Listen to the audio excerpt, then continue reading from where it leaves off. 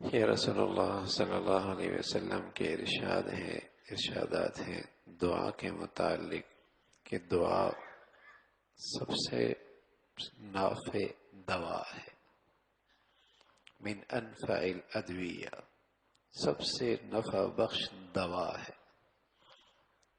یہ دعا بڑی مؤثر ہے. تو سب سے مؤثر دوا دعا ہے، اور سب سے مؤثر وظیفہ دعا ہے. وَهُوَ عَدُوُّ الْبَلَاءِ، یہ دعا ہی ہے جو بلاؤں کی دشمن ہے.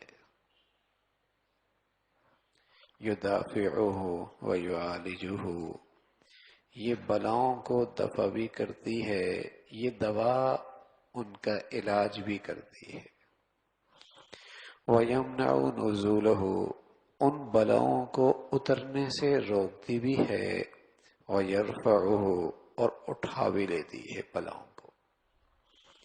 او یخفف، یا اس دعا کی برکت سے وہ بلائیں مصیبتیں ہلکی ہو جاتی ہیں اگر وہ اتر جائے. تو سچ یہ ہے کہ دعا مومن کا اسلحہ ہے، وہو صلاح المومن، مومن کا اسلحہ ہے. تو سب سے نافع دوا وہ دعا ہے.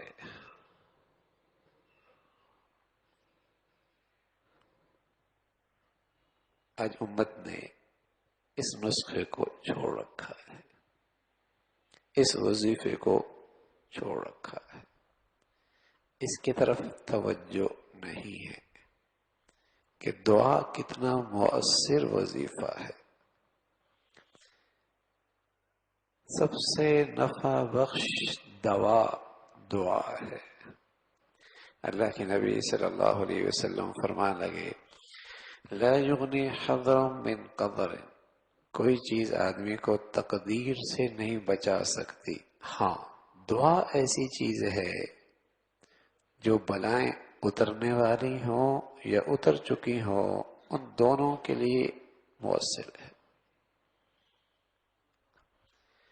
وَإِنَّ الْبَلَاءَ لَيَنزِلُ، بس اوقات بلا اتر رہی ہوتی ہے، ادھر سے یہ دعا کر رہا ہوتا ہے، آپس میں ان کا مقابلہ ہو جاتا ہے، تو ان کا آپس کا یہ ٹکراؤ قیامت تک رہتا ہے، دعا اسے نیچے اترنے نہیں دیتی.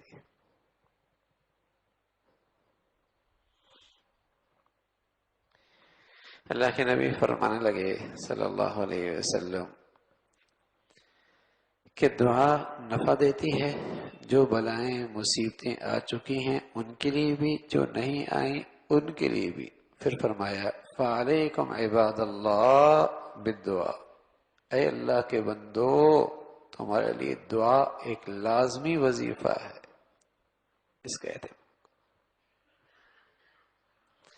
حَسِّنُوا أَمْوَالَكُمْ بِالزَّكَاةِ وَدَاوُوا مَرَضَاكُمْ بِالدُّعَا. حَسِّنُوا أَمْوَالَكُمْ بِالزَّكَاةِ وَاسْتَقْبَلُوا أَمْوَاجَ الْبَلَاءِ بِالدُّعَا.